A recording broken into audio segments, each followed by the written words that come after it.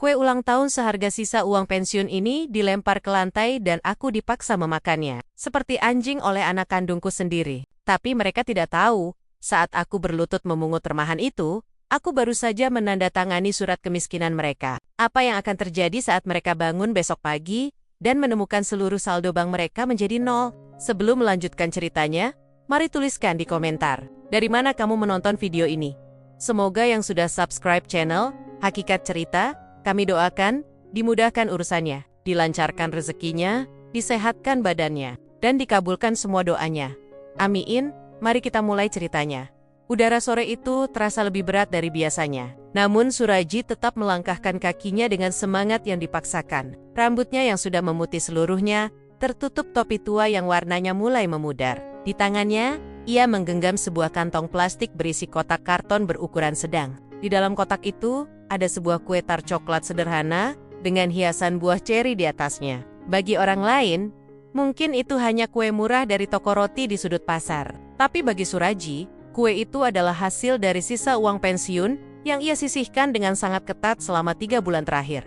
Ia ingin memberikan kejutan untuk Randy, putra tunggalnya yang hari ini genap berusia 35 tahun. Sejak istrinya meninggal 5 tahun lalu, Randy adalah satu-satunya alasan Suraji tetap bertahan hidup di rumah besar yang mulai terasa sunyi itu. Meski belakangan ini hubungan mereka merenggang karena Randy sibuk dengan gaya hidup mewahnya dan pengaruh istrinya, Siska, Suraji tetap mencoba berprasangka baik. Ia yakin, di lubuk hati terdalam, Randy masih anak kecilnya yang dulu gemar duduk di pangkuannya sambil mendengarkan dongeng sebelum tidur. Sesampainya di depan pintu rumah, Suraji merapikan kemeja batiknya yang sudah mulai tipis. Ia mendengar suara tawa dari dalam. Suara Randy dan Siska yang tampaknya sedang menikmati makan malam mewah yang dipesan lewat layanan antar. Suraji menarik napas panjang, mencoba mengusir rasa canggung yang tiba-tiba muncul di dadanya. Ia membuka pintu perlahan dan mengucapkan salam dengan nada suara yang bergetar karena rasa haru yang membuncah.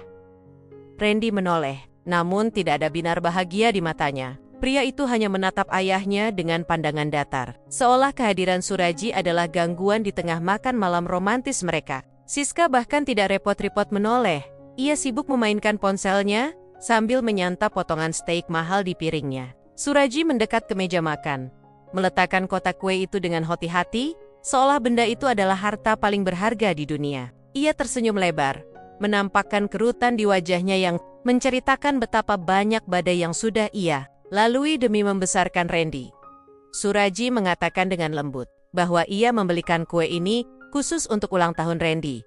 Ia berharap mereka bisa memotongnya bersama setelah makan malam selesai. Suraji bercerita betapa ia ingat bagaimana Randy dulu sangat menyukai coklat. Namun, suasana hangat yang diharapkan Suraji justru menguap begitu saja, digantikan oleh hawa dingin yang menusuk tulang. Randy melirik kotak kue itu dengan tatapan jijik. Seakan-akan benda itu adalah sampah yang tidak sengaja diletakkan di atas meja makannya yang bersih. Siska kemudian tertawa kecil. Suara tawa yang terdengar sangat merendahkan. Ia berkomentar tentang bau kue murah yang menyeruak dan bagaimana kue itu bisa merusak selera makannya yang terbiasa dengan makanan kelas atas. Randy yang terhasut oleh ucapan istrinya, mulai berdiri dari kursinya. Ia menatap ayahnya dengan sorot mata yang penuh dengan kebencian dan rasa malu. Bagi Randy, ayahnya yang pensiunan biasa itu hanyalah beban yang merusak citra sukses yang selama ini. Ia bangun di depan teman-temannya.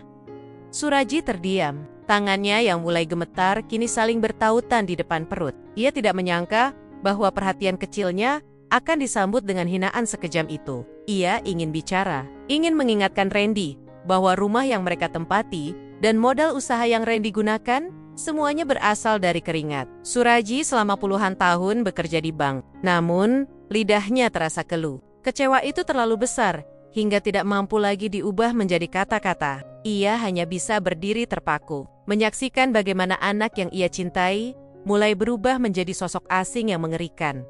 Lampu gantung di ruang makan itu berpendar terang. Namun di mata Suraji, semuanya perlahan mulai menggelap. Ia merasa seolah-olah seluruh dunia sedang menertawakannya. Rasa lelah yang selama ini ia pendam tiba-tiba menyerang sekaligus, membuat kakinya terasa lemas. Ia hanya ingin dihargai sebagai seorang ayah, bukan sebagai mesin uang yang sudah habis masa pakainya. Di detik itu, Suraji menyadari bahwa cinta kasih yang ia berikan selama ini ternyata hanya berbalas durhaka yang amat menyakitkan. Keheningan di ruang makan itu terasa mencekik, lebih menyesakan daripada asap pembakaran sampah di pinggir jalan. Suraji masih berdiri mematung, menatap punggung Randy yang tampak begitu kokoh, namun terasa sangat jauh. Harapannya untuk melihat senyum tulus sang putra saat melihat kue coklat itu musnah seketika. Siska kembali mengeluarkan suara decakan yang merendahkan. Lalu ia menutup hidungnya dengan tisu, seolah-olah aroma kue dari pasar itu adalah polusi yang membahayakan paru-paru Nia.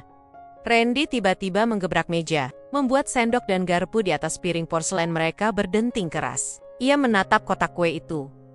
Sioloyela itu adalah sebuah penghinaan besar bagi harga dirinya sebagai pengusaha sukses. Dengan gerakan yang sangat kasar, Randy menyambar kotak kue tersebut. Suraji sempat mengira anaknya akan memindahkan kue itu. Namun, kenyataannya jauh lebih pahit. Randy melemparkan kotak itu ke lantai dengan tenaga penuh. Kotak karton itu terbuka, dan kue tart yang dibeli Suraji dengan sisa uang pensiunnya hancur berantakan di atas ubin marmer yang dingin. Coklat yang manis kini berbaur dengan debu lantai. Buah ceri yang tadinya berdiri tegak sebagai hiasan menggelinding jauh ke bawah kolong meja. Jantung Suraji serasa berhenti berdetak saat melihat perjuangannya menghemat uang makan selama berbulan-bulan, kini hanya menjadi onggokan sampah. Belum sempat Suraji memproses rasa sakit di dadanya, Randy melangkah mendekat. Dengan nada suara yang penuh kebencian, Randy menyuruh ayahnya untuk memungut dan memakan kue itu dari lantai jika tidak ingin barang-barang berharganya dibuang ke jalanan. Randy berteriak bahwa ayahnya hanya tahu cara mempermalukannya. Dengan barang-barang murah, ia merasa tidak pantas. Seorang pengusaha besar sepertinya memiliki ayah yang datang membawa kue. Kampungan di tengah makan malam penting. Siska hanya menonton sambil tersenyum sinis, seolah-olah adegan itu adalah hiburan kelas atas yang paling menarik. Suraji menunduk, matanya mulai berkaca-kaca. Air mata yang sejak tadi ia tahan, akhirnya jatuh, membasahi pipinya yang sudah keriput. Ia tidak menyangka, tangan yang dulu ia tuntun untuk belajar berjalan, kini justru digunakan untuk menanjuk-nanjuk wajahnya dengan penuh penghinaan. Dalam keremangan lampu ruang makan, Suraji perlahan berlutut. Sendi-sendinya yang sudah tua terasa linu, namun rasa sakit di hatinya jauh lebih hebat. Ia melihat remahan kue itu, remahan yang ia beli dengan doa agar anaknya panjang umur. Dengan tangan gemetar, ia menyentuh sedikit krim coklat yang sudah kotor terkena debu. Ia tidak memakannya, ia hanya memegangnya erat bergetar. Di saat itulah, sesuatu di dalam diri Suraji seolah patah. Rasa cinta yang membabi buta selama ini tiba-tiba mendingin, menjadi sebuah ketetapan hati yang sangat keras.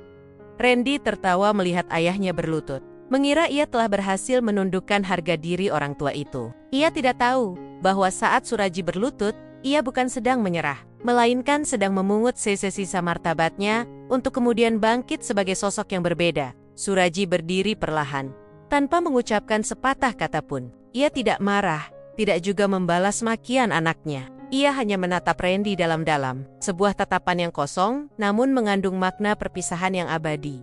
Suraji berbalik dan berjalan, menuju kamarnya yang kecil di bagian belakang rumah. Di setiap langkahnya, ia merasakan remukan kue di bawah sandal tuanya, pengingat yang sangat nyata tentang betapa hancurnya hubungan mereka. Randy dan Siska kembali melanjutkan makan malam mereka, tertawa seolah tidak ada hal besar yang baru saja terjadi. Mereka merasa berkuasa, merasa bahwa seluruh harta dan kemewahan ini adalah milik mereka selamanya, tanpa menyadari bahwa pondasi tempat mereka berdiri sebenarnya dipegang oleh tangan tua yang baru saja mereka injak-injak.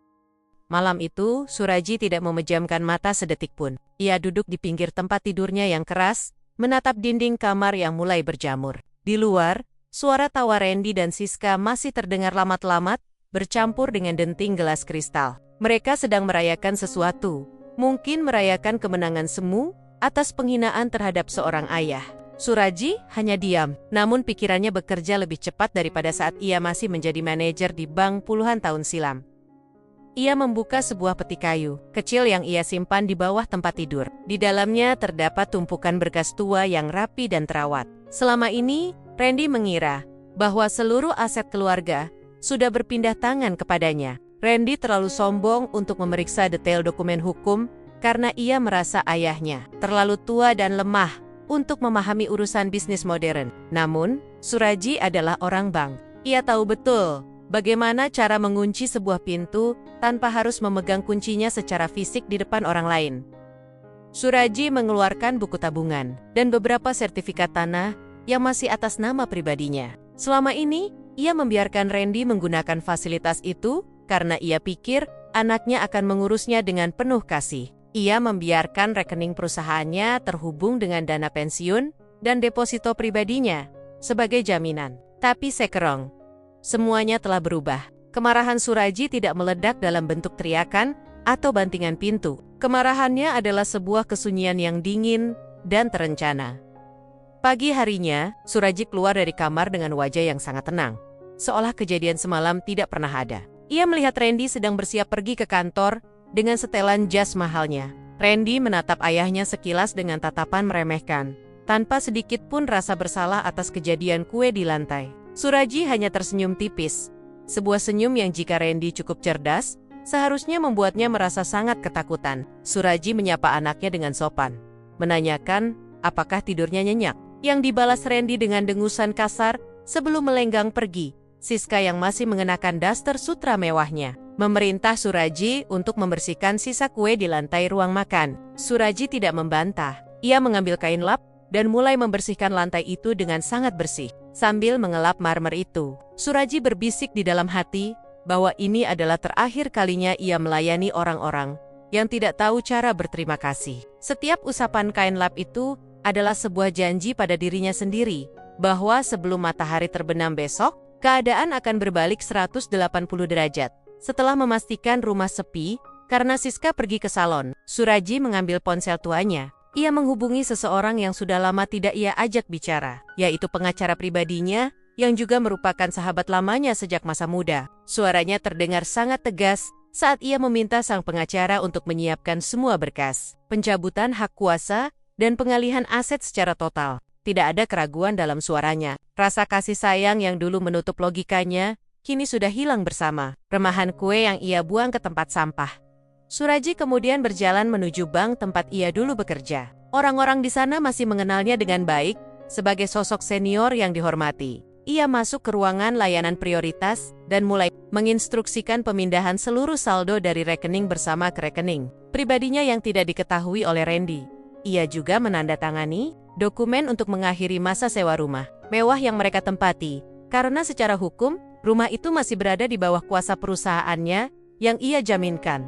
Sore itu, Suraji kembali ke rumah dan mendapati Randy baru saja pulang dengan wajah ceria, karena baru saja mendapatkan kontrak baru. Randy tidak tahu bahwa kontrak itu menggunakan jaminan aset yang saat ini sudah tidak lagi menjadi miliknya. Suraji duduk di kursi goyangnya di teras belakang, memegang secangkir teh hangat. Ia memperhatikan Randy dari kejauhan dengan tatapan seorang penonton yang sedang menunggu babak akhir sebuah pertunjukan drama. Waktu terus berjalan, dan Suraji tahu, besok pagi, dunia Randy akan runtuh seburuk kue yang ia lempar ke lantai. Di bawah cahaya lampu jalan yang mulai temaram, Suraji melangkah mantap menuju sebuah kantor hukum di sudut kota. Di dalam tas kulit tuanya, tersimpan rapi seluruh bukti kepemilikan yang selama ini sengaja ia biarkan atas namanya sendiri sebagai bentuk perlindungan terakhir. Ia disambut oleh asisten pengacara yang sudah menunggunya dengan tumpukan berkas di atas meja kayu ek yang berat. Senyum Suraji malam itu tidak lagi mengandung kesedihan, melainkan ketegasan. Seorang pria yang baru saja membuang beban berat dari pundaknya. Ruangan itu terasa dingin dengan pendingin, udara yang berdengung halus. Namun hati Suraji terasa panas oleh tekad yang membara. Pengacara di hadapannya, seorang pria parubaya bernama Baskoro, menatap Suraji dengan pandangan prihatin sekaligus kagum. Baskoro adalah saksi hidup bagaimana Suraji membangun kekayaannya dari nol, memeras keringat di perbankan selama puluhan tahun, demi memastikan Randy tidak pernah kekurangan 1 sen pun. Namun, setelah mendengar cerita tentang kue ulang tahun yang diinjak-injak di lantai marmer itu, Baskoro tidak lagi bertanya mengapa Suraji ingin menarik semuanya kembali. Suraji mengambil pulpen hitam miliknya. Pulpen yang sama yang ia gunakan untuk menandatangani surat kelulusan Randy bertahun-tahun lalu. Dengan tangan yang kini tidak lagi gemetar, ia membubuhkan tanda tangan di atas materai pada belasan lembar dokumen hukum. Lembar pertama adalah pencabutan hak kuasa atas rekening perusahaan yang dikelola Randy, yang selama ini modalnya bersumber dari deposito abadi milik Suraji. Lembar kedua adalah surat instruksi penjualan aset rumah mewah yang mereka tempati kepada sebuah perusahaan pengembang yang sudah lama mengincar lahan tersebut.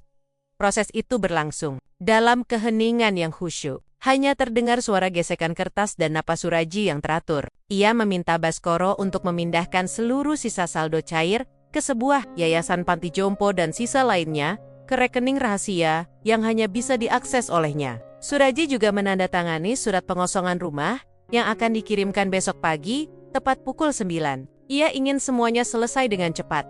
Sebersih ia menyapu remahan kue dari lantai rumahnya tadi pagi. Setelah urusan berkas selesai, Suraji bersandar di kursi kulitnya yang empuk sambil menghela napas panjang. Ada rasa lega yang luar biasa.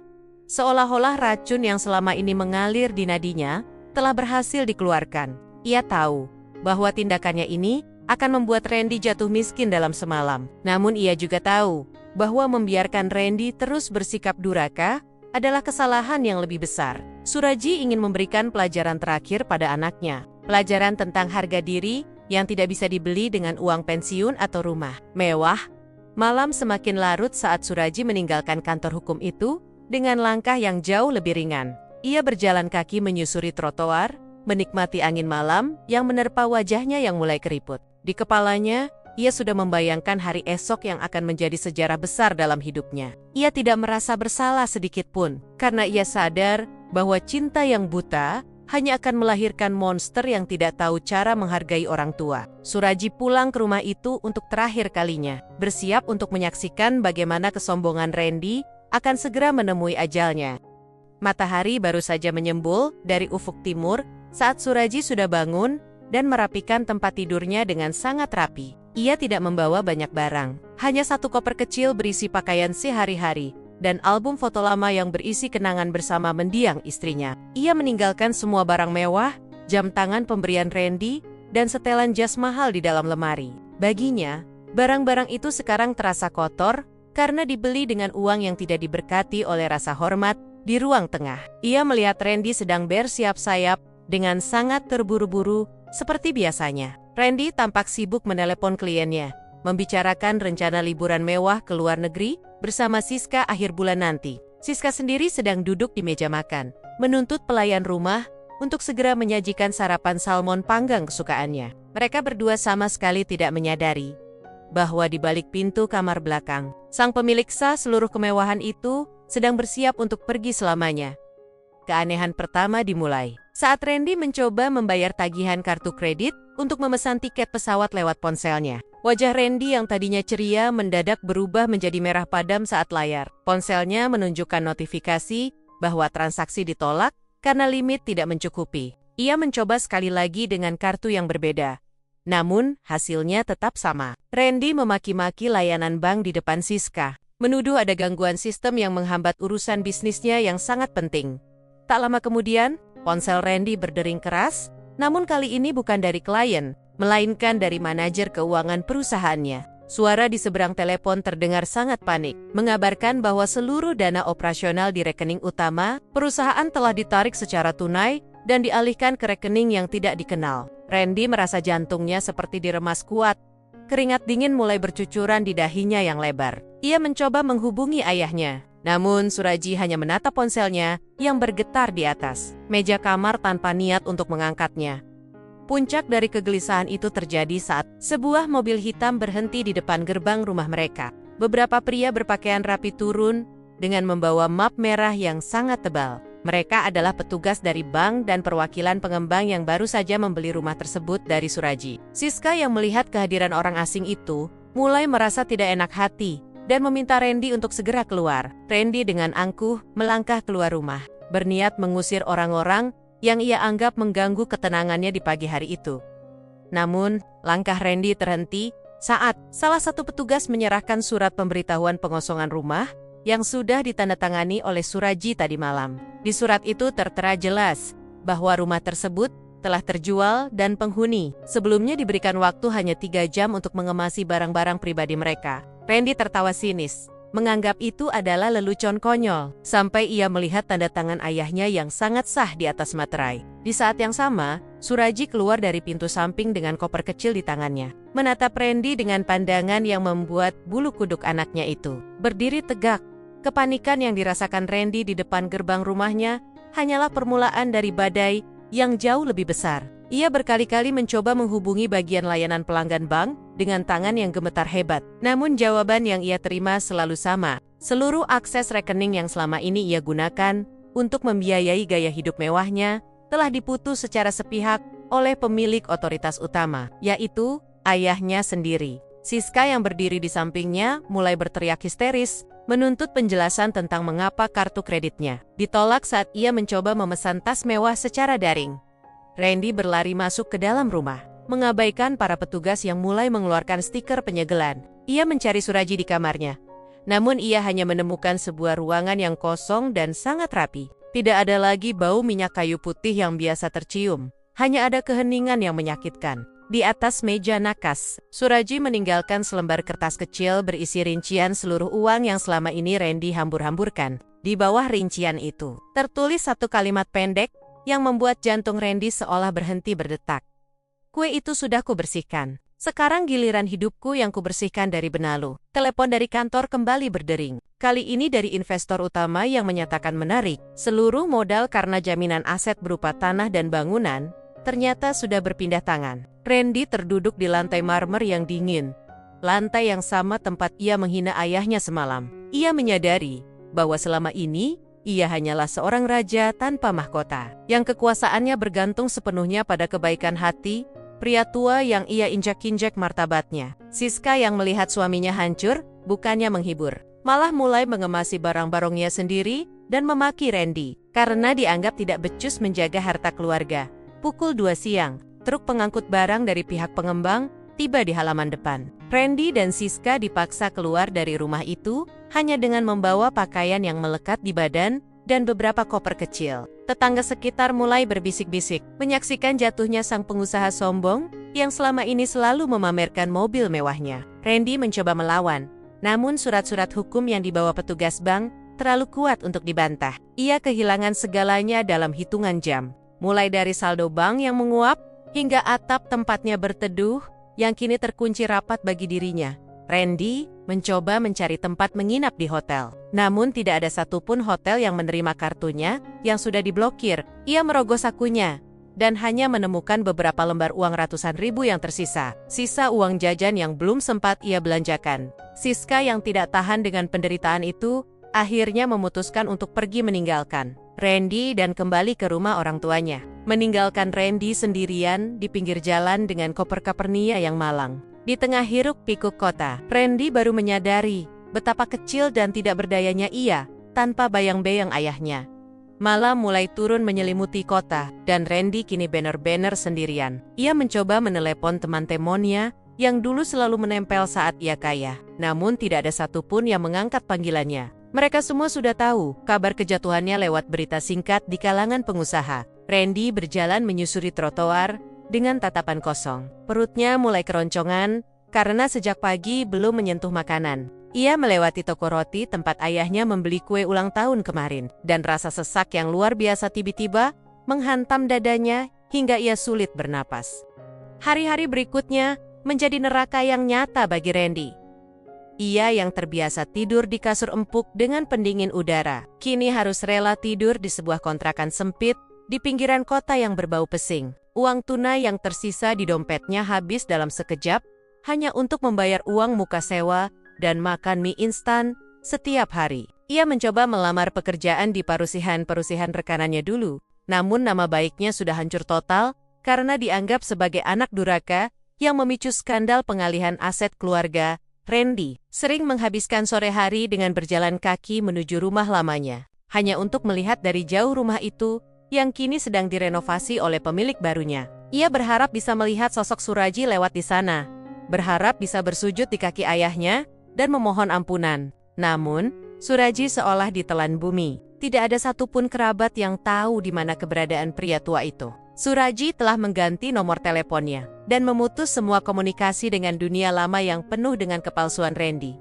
Suatu hari, Saat hujan turun dengan sangat deras, Randy berteduh di depan sebuah ruko yang sudah tutup. Ia melihat seorang kakek tua sedang menuntun cucunya berjalan di bawah payung sambil tertawa bahagia. Pemandangan itu membuatnya menangis sejadi-jadinya di pinggir jalan. Ia teringat bagaimana Suraji dulu selalu menggendongnya saat hujan agar sepatunya tidak basah. Ia teringat betapa sabarnya Suraji menghadapi segala kenakalannya saat remaja. Semua memori manis itu kini terasa seperti pisau yang mengiris-iris hatinya. Karena ia tahu, ia telah membuang mutiara demi mengejar batu kali yang berkilau. Penderitaan Randy semakin lengkap ketika ia mendengar kabar bahwa Siska sudah mengajukan gugatan cerai dan sudah menjalin hubungan dengan pria kaya lainnya. Ia benar-benar ditinggalkan oleh semua orang yang dulu ia puja. Di trotoar yang keras dan kotor itu, Randy sering termenung menatap telapak tangannya sendiri. Tangan yang dulu ia gunakan untuk melemparkan kue ayahnya ke lantai, kini sudah kasar. Karena ia harus bekerja serabutan sebagai kuli panggul di pasar, hanya untuk menyambung nyawa. Rasa malu dan rasa bersalah terus menghantuinya setiap detik, membuatnya tidak bisa tidur tenang. Penyesalan itu datang terlambat, dan menetap di hatinya seperti jelaga yang tidak bisa dibersihkan. Setiap kali ia melihat kue tart di etalase toko, Randy akan gemetar dan merasa mual. Ia terbayang wajah ayahnya yang penuh luka saat dipaksa memungut remahan kue dari lantai. Randy kini hidup dalam beang-beang kesalahannya sendiri. Tanpa harta, tanpa keluarga, dan tanpa harga diri. Ia tahu bahwa meskipun ia mencari sampai ke ujung dunia, ia mungkin tidak akan pernah menemukan jalan pulang menuju pelukan hangat ayahnya yang sudah ia siok-siokkan di malam-malam yang dingin. Randy hanya bisa memandangi langit malam sambil menggumamkan kata maaf yang tidak akan pernah sampai ke telinga Suraji. Ia telah menjadi tunawisma dalam arti yang sebenarnya. Bukan hanya kehilangan rumah fisik, tapi kehilangan rumah bagi jiwanya. Penderitaannya bukan hanya tentang kemiskinan materi, melainkan tentang kehampaan batin yang akan ia bawa hingga liang lahat. Ia telah memetik buah dari pohon kebencian yang ia tanam sendiri. Dan rasanya jauh lebih pahit daripada kue coklat yang hancur di lantai marmer itu. Jauh dari hiruk-pikuk kota yang pernah membesarkan ambisinya, Suraji kini menjalani hari-harinya di sebuah desa kecil yang tenang di kaki gunung. Di sini, udara pagi selalu segar dan bau tanah, setelah hujan terasa begitu menenangkan jiwa. Ia tinggal di sebuah rumah kayu sederhana, namun sangat nyaman, yang ia beli secara tunai dari sebagian kecil uang yang berhasil ia selamatkan sebelum semuanya hancur. Tidak ada lagi lantai marmer dingin atau lampu gantung mewah. Yang ada hanyalah halaman luas berisi tanaman herbal dan banggebunga yang ia rawat dengan tangannya sendiri. Setiap pagi, Suraji duduk di beranda sambil menikmati secangkir teh hangat dan melihat matahari yang perlahan muncul dari balik bukit. Ia telah menemukan kedamaian yang tidak pernah ia dapatkan saat masih membiayai gaya hidup mewah Randy. Masyarakat desa mengenalnya sebagai sosok kakek yang dermawan dan bijaksana. Suraji sering menyumbangkan sebagian uang pensiunnya untuk memperbaiki musola dan membantu biaya sekolah anak-anak yatim di sana. Di tempat ini, ia dihargai bukan karena saldo banknya, melainkan karena kebaikan hati dan ketulusan pribadinya. Suraji sengaja tidak pernah mencari tahu kabar tentang Randy. Meskipun sesekali bayangan wajah anaknya itu melintas di pikirannya. Ia sudah memaafkan, namun ia menolak untuk kembali. Ia tahu bahwa luka yang ia terima malam itu terlalu dalam untuk sekadar dijahit kembali dengan kata maaf yang terpaksa. Suraji memilih untuk memutus rantai penderitaan batinnya dengan cara menghilang sepenuhnya. Begini, tugasnya sebagai orang tua sudah selesai saat ia memberikan pelajaran terakhir tentang kerasnya hidup tanpa rasa hormat kepada orang tua. Sementara itu, di sudut kota yang kumuh, hidup Randy kini sudah tidak lagi menyerupai manusia yang memiliki harapan. Ia tinggal di sebuah bedeng sempit yang bocor setiap kali hujan turun. Tubuhnya yang dulu berisi dan terawat, kini terlihat kurus kering karena kurang gizi dan beban pikiran yang tidak pernah berhenti mengejarnya. Ia bekerja sebagai buruh kasar yang mengangkat barang dari satu truk ke truk lainnya, dengan upah yang hanya cukup untuk makan sekali sehari. Siska sudah lama menghilang dari hidupnya, meninggalkan Randy dalam kehancuran yang ia bantu ciptakan. Setiap malam sebelum memejamkan mata di atas tikar pandan yang sudah robek, Randy selalu teringat pada momen kue ulang tahun itu. Kenangan itu menjadi siksaan yang lebih kejam daripada rasa lapar di perutnya. Ia sering membayangkan betapa nikmatnya kue coklat yang dulu ia injak. Sebuah kemewahan yang kini tidak akan pernah bisa ia beli lagi seumur hidupnya. Randy menderita bukan hanya karena kemiskinan, tetapi karena ia harus hidup dengan kesadaran bahwa ia telah menghancurkan satu-satunya orang yang benar-benar mencintainya tanpa syarat. Suatu sore, Randy melihat sebuah mobil mewah melintas di dekat tempatnya bekerja. Mobil itu sangat mirip dengan mobil yang dulu ia bangga-banggakan. Ia melihat seorang pria tua sedang duduk tenang di kursi belakang, tersenyum sambil mengobrol dengan sopirnya. Randy mendadak berhenti bernapas, mengira itu adalah ayahnya. Ia berlari mengejar mobil itu, sambil berteriak memanggil nama ayahnya. Namun mobil itu terus melaju, dan menghilang di tengah kemacetan. Randy jatuh tersungkur di aspal yang panas. Menangis tersedu-sedu seperti anak kecil yang kehilangan arah.